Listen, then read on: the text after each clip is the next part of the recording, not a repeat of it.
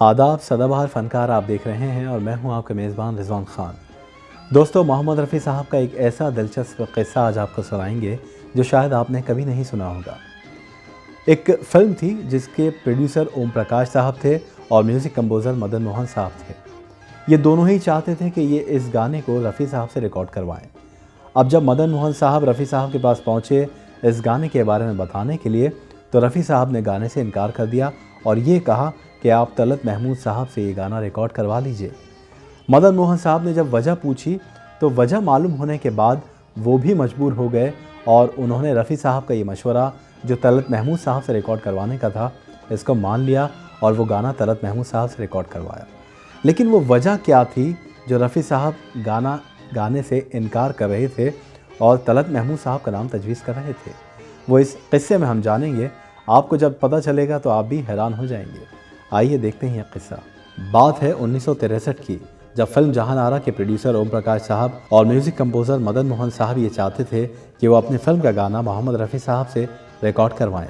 क्योंकि ये संजीदा क्लासिकल गीत था तो रफ़ी साहब को इसको रिकॉर्ड करने के लिए थोड़ी सी रिहर्सल्स भी करनी थी। मैं तेरी नज़र का सुरूर हूँ, तुझे याद। मदन मोहन साहब ने जब मोहम्मद रफ़ी साहब को इस गाने के बारे में बताया तो रफ़ी साहब ने इसको गाने से इनकार कर दिया, क्योंकि उसी वक्त फिल्म जंगली का चाहे कोई मुझे जंगली कहे भी रिकॉर्ड होना था, जिसकी रिकॉर्डिंग जहान आरा के इस गाने से पहले होनी थी।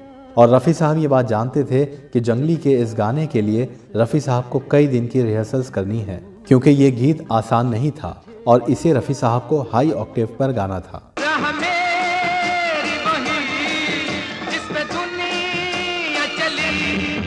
रफ़ी साहब ये भी जानते थे कि जंगली के इस गाने को रिकॉर्ड करने के बाद उन्हें अपने गले को कुछ दिन आराम देना पड़ेगा और वो कोई भी गीत रिकॉर्ड नहीं कर पाएंगे। और जहान आरा का गाना भी इसी के बाद रिकॉर्ड करना था। क्योंकि वक्त नहीं था, इसलिए रफ़ी साहब ने मदन मोहन साहब से इस गाने को गाने से इनकार कर दिया और कहा कि वो कुछ दिन तक गाना नहीं गा पाएंगे, आप तलत महमूद साहब से गाना गवा लीजिए। जब मदन मोहन साहब को ये बात पता चली तो वो भी रफ़ी साहब की बात को मान गए और उन्होंने फिर तलत महमूद साहब से ये गाना रिकॉर्ड करवाया और तलत साहब ने भी लाजवाब अंदाज में इस गाने को गाया। रफ़ी साहब बेहद प्रोफेशनल इंसान थे, वो सिर्फ क्वालिटी पर यकीन रखते थे। उन्हें ये बात मालूम थी कि जंगली के इस गाने के बाद उन्हें अपने गले को कुछ दिन आराम देना पड़ेगा, इसलिए कोई दूसरा गीत वो गा नहीं पाएंगे।